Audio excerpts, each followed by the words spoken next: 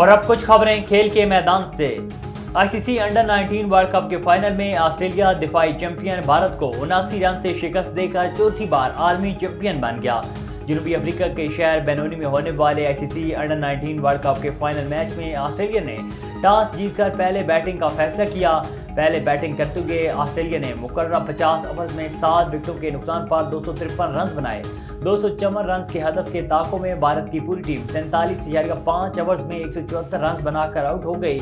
Opener बल्लेबाज आदर्श सिंह ने 47 run की इनिंग खेली। मुशीर खान ने 22, मरगन अभिषेक ने 42 और नोमान तिवारी ने 14 रन बनाए, जबकि दीगर कोई खिलाड़ी डबल फिगर में दाखिल न हो सका।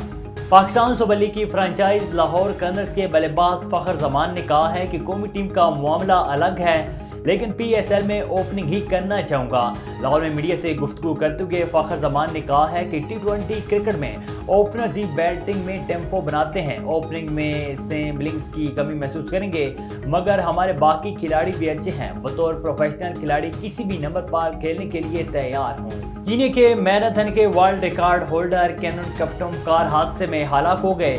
मीडिया रिपोर्ट्स के मुताबिक मगरबी कीनिया में कैलन कप्टम की गाड़ी को हादसा पेश आया।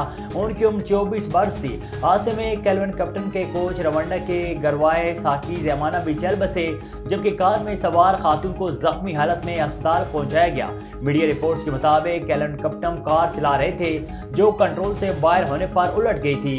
कैलन कप्टम ने 2 घंटे 35 सेकंड्स के साथ मैराथन का वर्ल्ड रिकॉर्ड कायम किया था।